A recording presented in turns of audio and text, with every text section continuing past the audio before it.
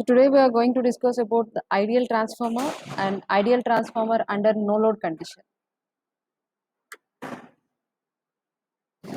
Am I audible to you?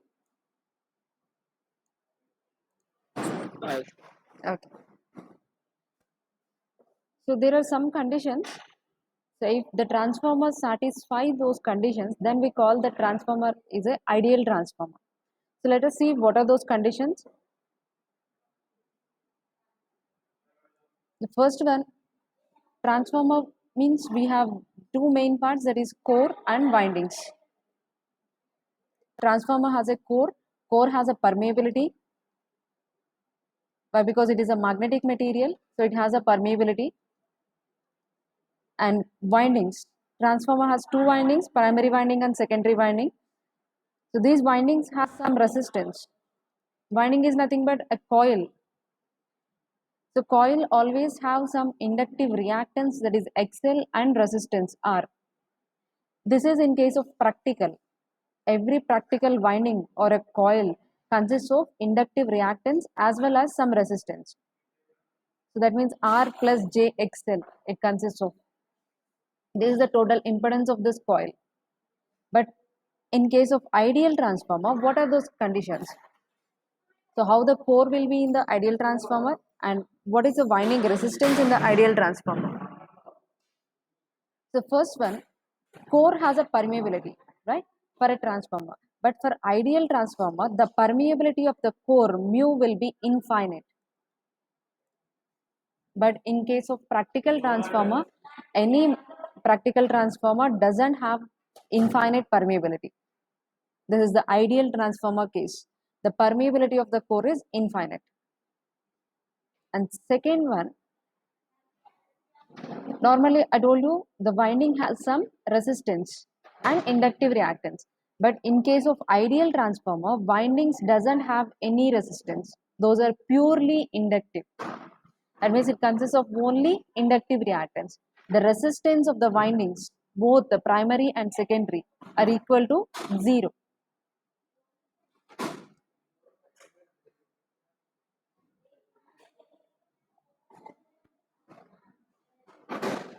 So transformer windings has 0 resistance. And third condition,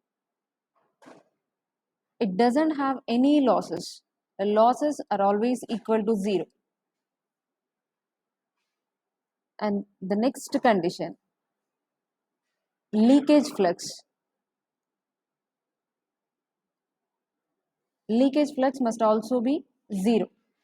So if any transformer satisfies these 4 conditions, then it is called as a ideal transformer.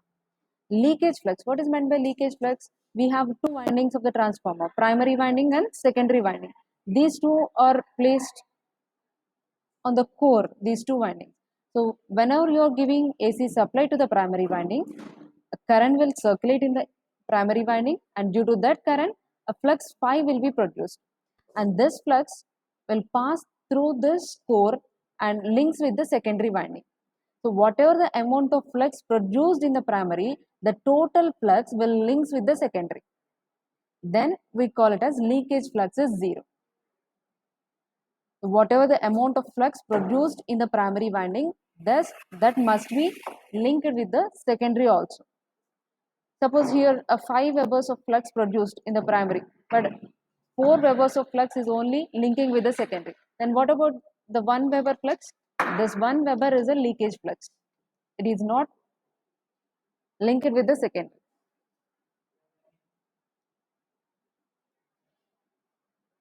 So, but in case of ideal transformer, whatever the amount of flux produced in the primary, the whole flux will also links with the secondary.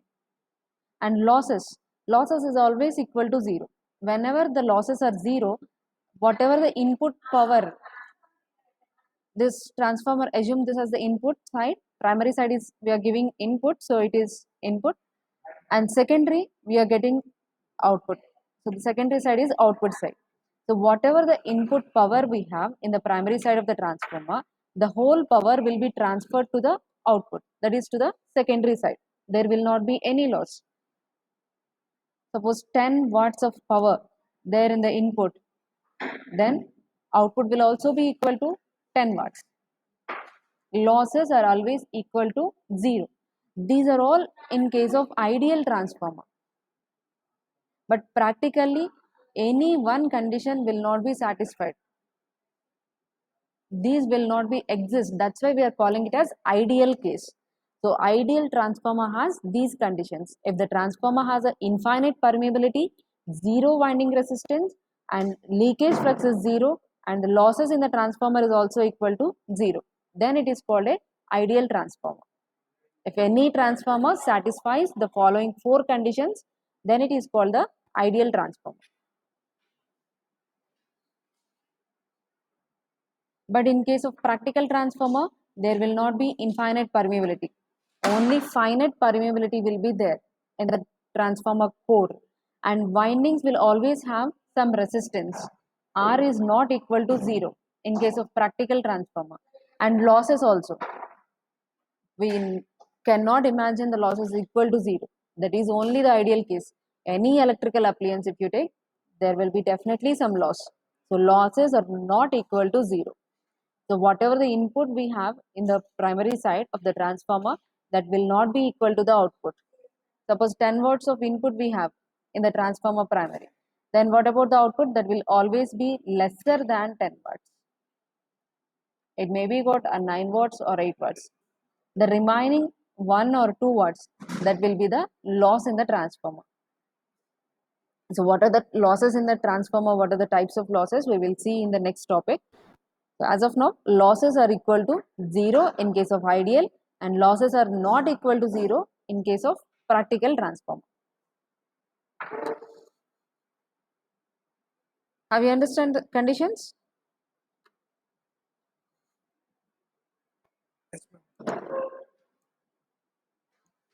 So this is about ideal transformer. Now, if the ideal transformer is connected to the no load,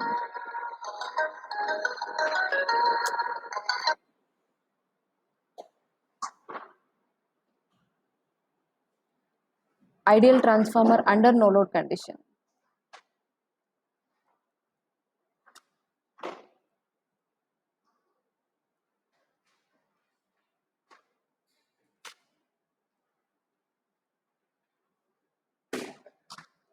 How the transformer will operate under no load condition.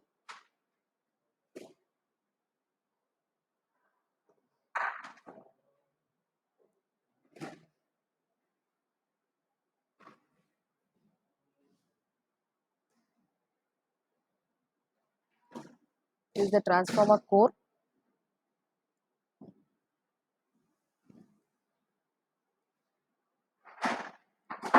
The primary winding, which is connected to the alternating voltage AC supply.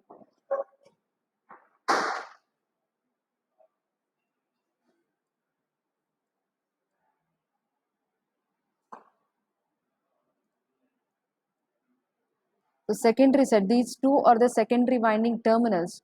These are left open. That means it is not connected to any load. This condition is called no load condition. Whenever the secondary terminals are left open, then it is called no load condition. So this transformer is not connected to any load. So this is primary and this is secondary.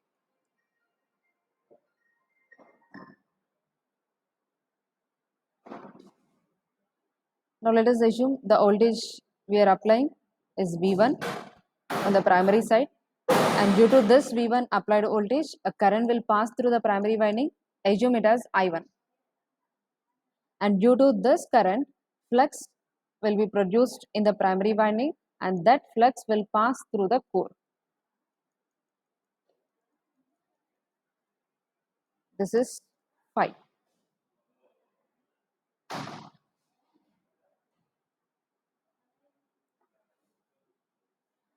So due to this alternating nature of the flux, according to Faraday's laws of electromagnetic induction, we will get induced EMF in the primary winding.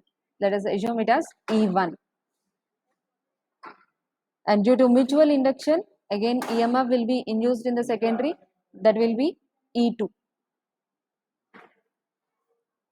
This flux will also links with the secondary winding, so that is also alternating nature. Okay, therefore, according to Faraday's laws of electromagnetic induction, again EMF will be induced in the secondary winding. So assume it as E2. And is there any current in the secondary winding? I am assuming it as I2.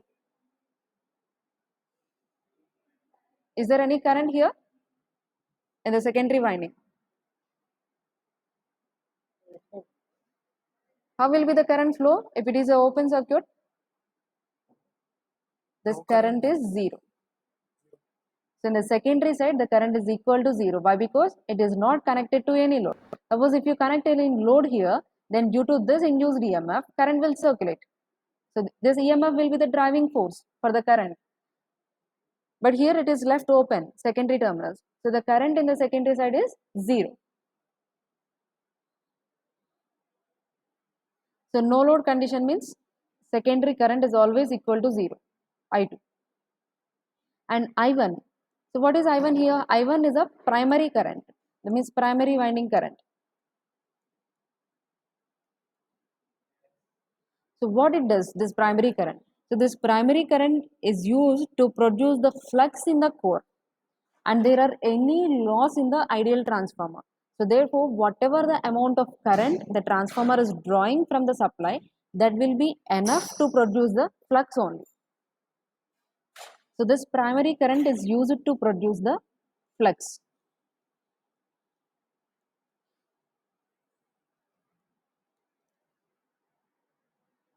So the purpose of I1 here is it will produce the flux in the core. That means it is magnetizing the core. The flux is nothing, that is a magnetic flux. So if the current increases, the flux will also increase. So that current it is doing, it is magnetizing the core. So that's why it is called magnetizing component of current.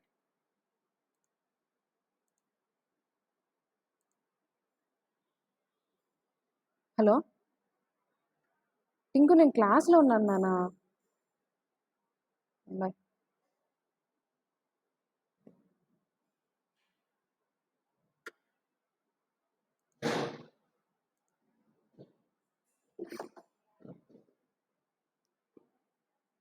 So this I1 primary current, we can also call it as magnetizing current. Why? Because as it is magnetizing the core, we can also call the primary current as magnetizing current.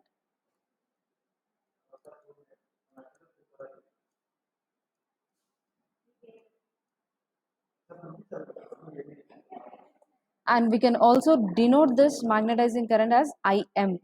IM is nothing but magnetizing current.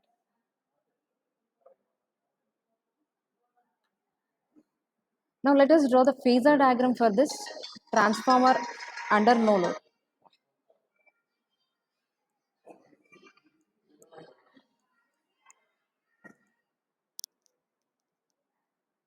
So to draw the phasor diagram, we have the whatever the quantities we have, first we have to know that we have a primary voltage, that is V1, primary winding current I1 or IM, anything you can indicate, and flux, the maximum flux that is flowing in the core, phi m, and whatever the other quantities we have, I2 is 0, no need to represent it, and one more quantity is E2, induced EMF E1, induced EMF E2. So these are the quantities, alternating quantities we have in the transformer. So whenever you are drawing the phasor diagram, all these quantities must be represented in the phasor diagram. So for that, first we have to take some reference value. See here, the flux, magnetic flux, that can be taken as a reference. Why? Because that magnetic flux is a constant value. So you can take that magnetic flux as a reference here. While drawing the phasor diagram, take the flux as a reference phasor. And this is the ideal transformer. In ideal transformer case, winding doesn't have any resistance, 0, R is equal to 0. Windings are purely inductive nature. So this is about windings. So this you have to keep it in mind. So why? Because it will be useful while drawing the phasor diagram. Now let us see. I am taking the flux as a reference phasor. This is phi. So this flux is produced because of what? The current I1 or Im. Because of this current only we are getting the flux. That means these two will be in phase with each other.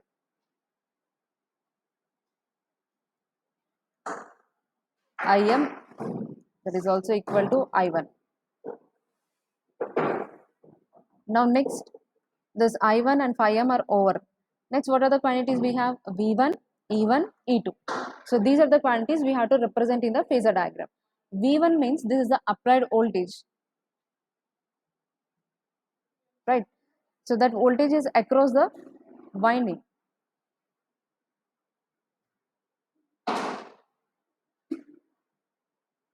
So winding has no resistance, it is purely inductive. Then with respect to the current, voltage is lagging or leading. This voltage is across the primary winding, right? So winding means that winding has no resistance, zero resistance. So the winding is purely inductive in nature. Now we are drawing the voltage phasor with respect to the current phasor.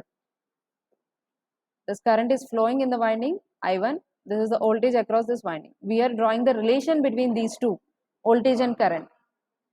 So in inductor, current lags voltage with respect to voltage. Here current is the reference with respect to the current voltage. In inductor, I lags V means if V voltage is the reference, then current is lagging nature. Here we are taking current as a reference phasor. V is leading nature. Yes, I lags V means V leads current. So voltage is leading with respect to the current, and it is 90 degrees if it is a purely inductive.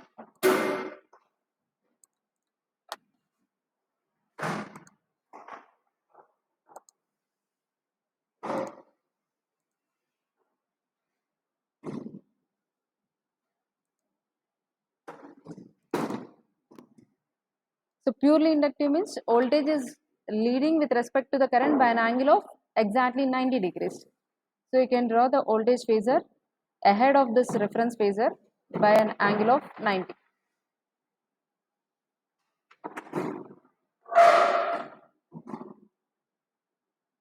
Now this is your voltage phasor V1. Voltage is leading with respect to the current by an angle of 90. Why? Because it is inductive, purely inductive. So V1 is also over. Next E1. So V1 and E1 both will be in phase. V1 is equal to E1 only. Then what about E2?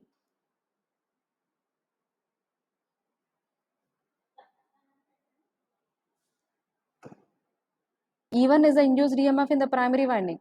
So that will be equal to the applied voltage V1. Then what about E2? Sorry, V1 is not equal to.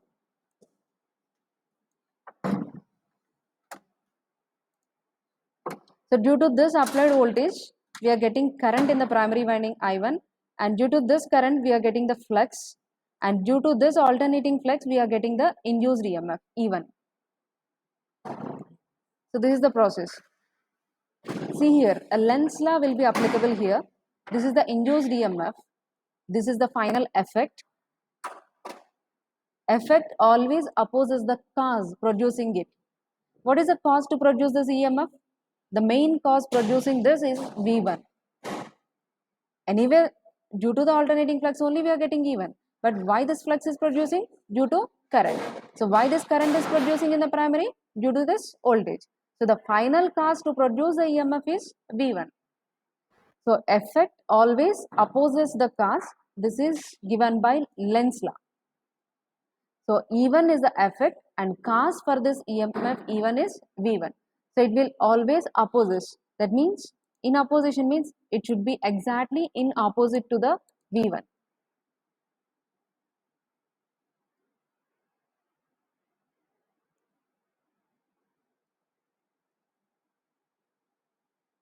So this is your E1. E1, V1 both are anti-phase.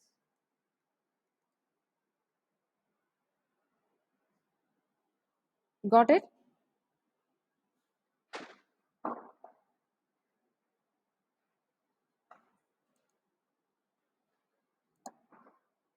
Do you understand or not? Yes, ma'am. Okay. So V1, E1 both will be in opposition. Then what about E2? E2 will also be produced because of this voltage only, right? Due to mutual induction, this flux will also links with the secondary, and due to that we are getting E2. So to produce E2 also, the main cause is the applied voltage V1 only. So E2 will be also in opposition with the V1, but the magnitudes of E1 and E2 that depends upon the number of turns N1 and N2.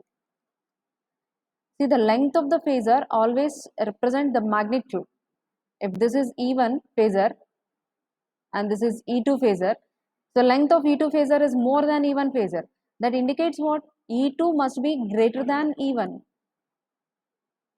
So when this E2 will be greater than E1, whenever the number of turns of secondary is greater than number of turns of primary, then induced EMF will be in the secondary will be more than the primary.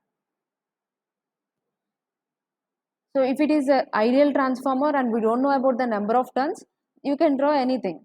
Either E1 will be this phasor and E2 will be this, or this will be E2 and this will be E1. But both are in opposition with V1, that should be indicated. As we don't know the number of turns, which number of turns is more and which number of turns are less, so that's why you can indicate anything here. Either E2 is more E1 or E1 is more than E2.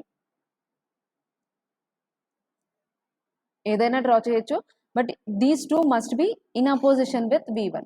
Why? Because that is due to Lenz law.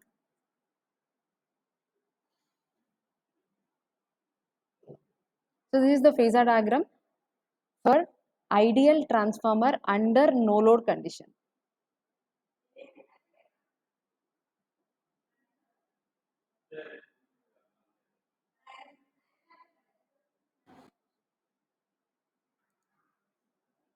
Do you understand clearly this phasor diagram?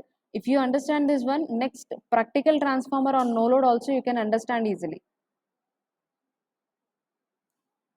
First draw the reference phasor phi, then current will be in phase with the flux always. Why? Because due to the current only the flux is producing. After that, draw this voltage phasors. This is the ideal transformer, so the windings are purely inductive in nature. So in inductor, the current lags voltage, or with respect to the current, voltage is leading by an angle of 90 degrees.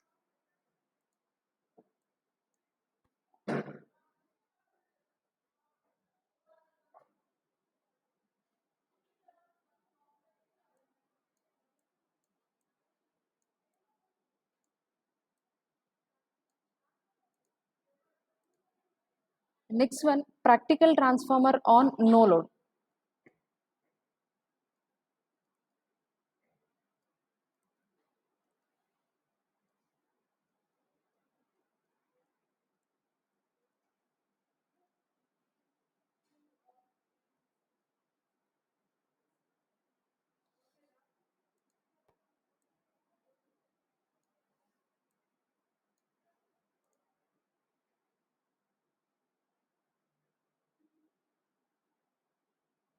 So in the same way, how we analyze the ideal transformer, in the same way we have to analyze this practical transformer also. So first draw the transformer diagram. The transformer main parts, the two, the core and windings, these two only we will represent while drawing the transformer.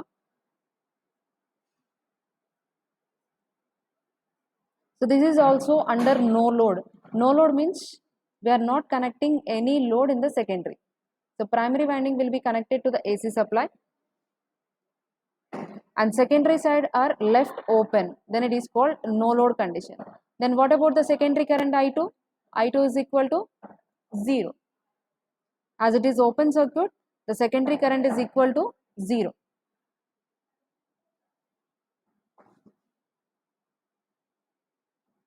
And this is the primary current.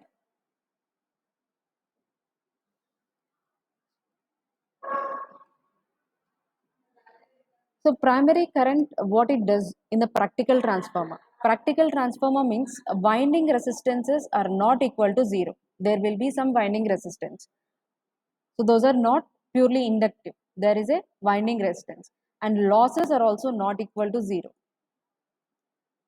As it is an practical transformer, winding resistance is not equal to zero. Losses are also not equal to zero. There will always be some loss in the transformer. So whenever you are giving AC voltage to this transformer, primary V1, so due to this V1, a primary current will flow through this primary winding. So due to that primary current, a flux will produce in the primary winding. So that flux will pass through the entire core. So here the primary current serves two purposes here. In the ideal transformer case, whatever the primary current is drawing from the supply, the primary current whole will be used for the magnetizing core only. So the whole current will be used to produce the flux only. But in case of practical transformer, primary current will does two purposes.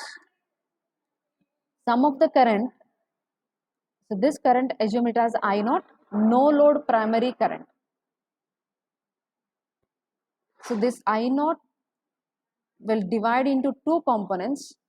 Just like I will give you one simple example. Suppose if I have 100 rupees, that 100 rupees I will use 50 rupees for one purpose and 50 rupees for another purpose. So I am spending the 100 rupees into two parts. So in the same way, here whatever the I naught, the primary current produced in the primary winding, so what it is doing? So some of the current will be used to magnetize the core, that means it will produce the flux, and some amount of current becomes as a loss. ప్రైమరీలో వచ్చిన మొత్తం current మాగ్నటైజ్ చేయడానికి use అవ్వదు. Why? Because it is a practical transformer. The winding has some resistance. So whenever the current passes through the winding, due to the resistance of the primary winding, some loss will be occurred. That loss due to the resistance, that loss we can call it as I square R loss.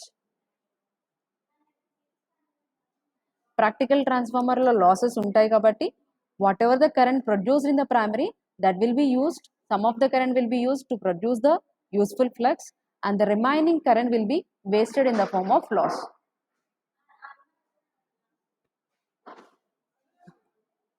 So whatever the current which is used to magnetize the core, that is called magnetizing current here also.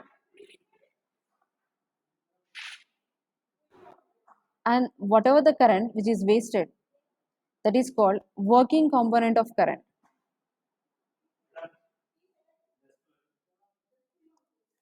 IW, it is indicated with IW. It can also be called as loss component or active component. Why? Because it is indicated with losses. So this total current I naught, no load current, is divided into two parts, that is IM plus IW. So these are all vectors, alternating quantities. So IM plus IW. So the total no load current drawn by the primary of the transformer is equal to Im plus Iw. Im is a magnetizing component of current which is used to magnetize the core, and Iw is the loss component which is indicate the losses in the transformer, or it produces the loss. So do you understand the difference between the ideal transformer and practical transformer? Yes, ma'am. Okay.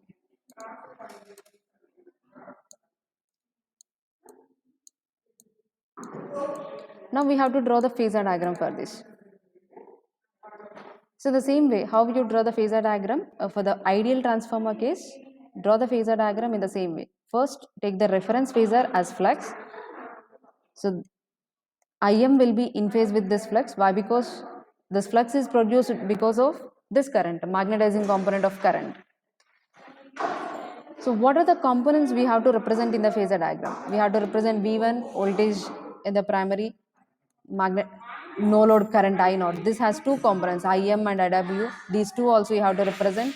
E1 induced EMF in the primary, E2 induced EMF in the secondary. So these are the components you have to represent in the phasor diagram. Only the one more thing you have is IW. Whatever we have the phasors in the ideal transformer, apart from that, here one more additional component, that is IW. So whenever you draw these two phasors, I naught is the phasor sum of these two, IM bar plus IW bar.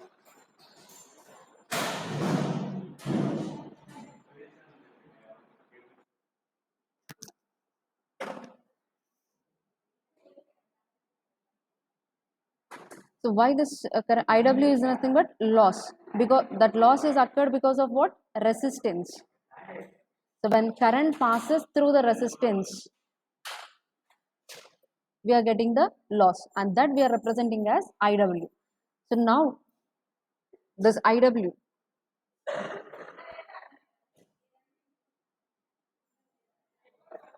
so in case of resistor, voltage and current will be in phase with each other or out of phase.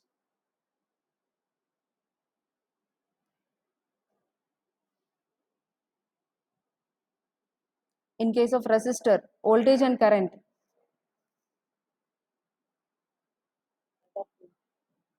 out of phase. In case of pure resistor, current and voltage will be in phase with each other.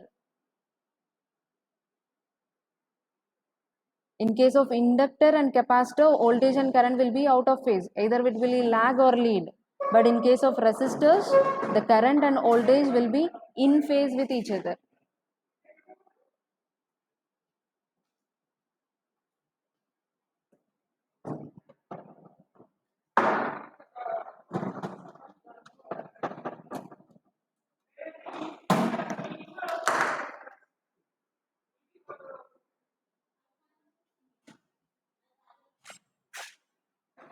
This IW and V1 both will be in phase with each other.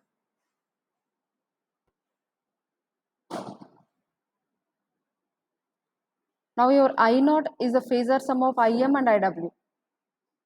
This is IM and this is IW. Draw a line parallel to IW and draw a line from this IW parallel to IM. Now the sum of these two is I naught.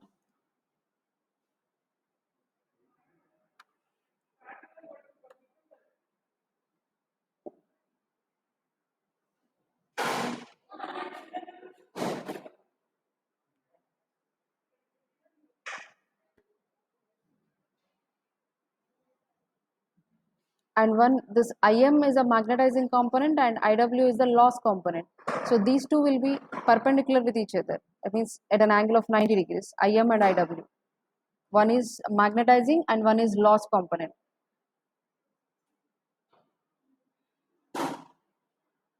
V1 will be in phase with IW. Why? Because this IW component is because of the resistance. So whenever the current passing through the resistance, voltage will be in phase with the current. So you can draw this V1 phasor in phase with IW.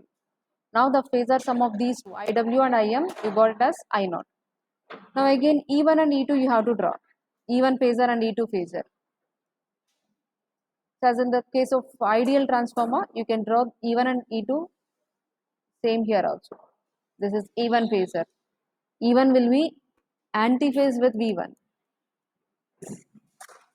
Why? Because this is the effect. E1 is the effect. The cause is V1. The cause to produce E1 is V1. So according to Lenz's law, E1 will always opposes V1. So you have to draw exactly in opposition with V1. And E2 also the same way. The magnitudes of E1 and E2, that depends upon the number of turns. So this is the phasor diagram for practical transformer under no load condition.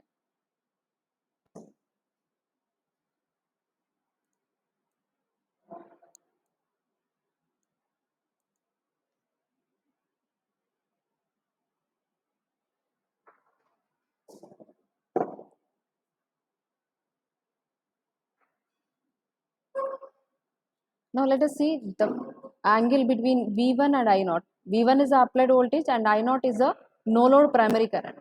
Assume it as phi naught. the angle, phase angle difference between V1 and I naught is phi naught. So here phi naught is the phase angle difference between the applied voltage and no load current. So cos phi naught will be the power factor, no load power factor. When the transformer is under no load, so the power factor is cos phi naught. So this is for practical transformer, no load power factor for practical transformer.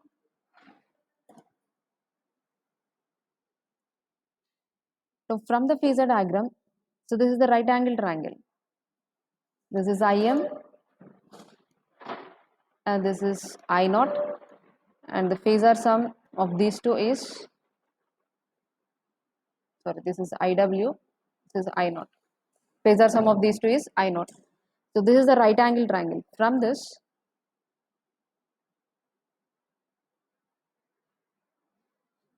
angle we don't know, right? So take this part.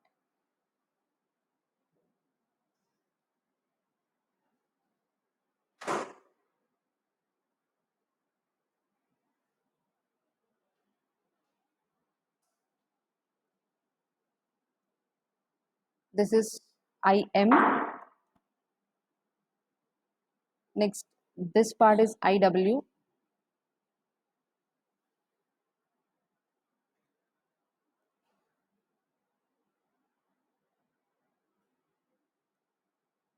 I naught. This is 90 degrees and this is phi naught.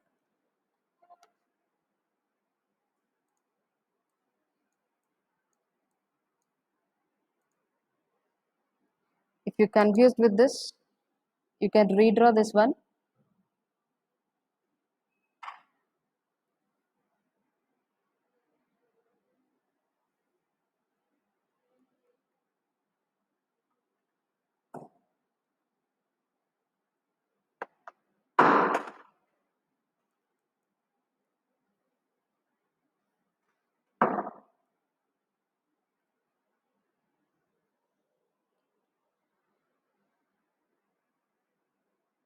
So from the phasor diagram, you can write cos phi naught and sin phi naught.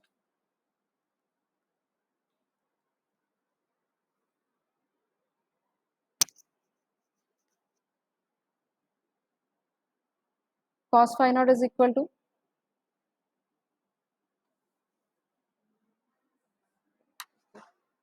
is it correct, the right angle triangle?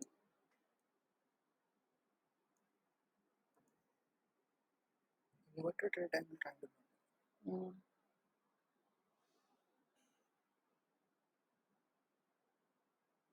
This is IM, this is IW.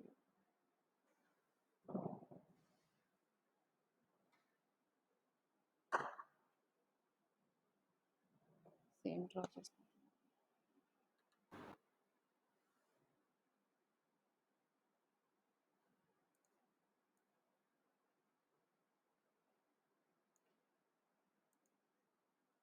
From this triangle cos phi naught to this angle adjacent side is IW by hypotenuse I naught sin phi naught.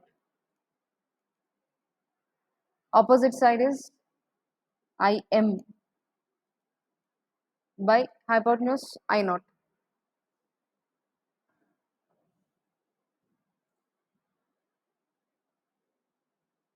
So from this, IW is equal to I naught cos phi naught.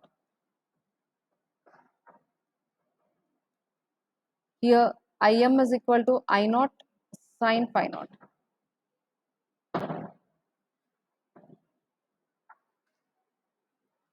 This IM is called magnetizing component of the current. The formula is I naught cos phi naught. Phi naught is the phase angle difference between V1 and I naught. And IM is a magnetizing component of current, that is equal to I naught sin phi naught. These formulas will be used while doing the problems. And the total input power under no load condition, we can assume it as W naught input power under no load condition. So that is equal to This is AC power. AC power formula VI cos phi. Voltage on the primary side is V1 and primary side current is I naught, and the phase angle difference between V1 and I naught is cos phi naught. So power factor cos phi naught. V1 I naught cos phi naught. This is the total input power.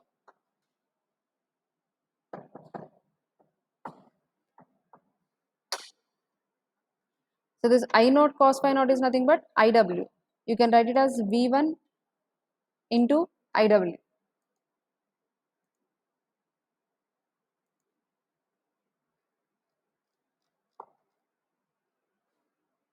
Somebody had joined now. Do you have class now? ఇంకో 5 minutes class అయిపోతుంటే ఇప్పుడు join అయ్యారా?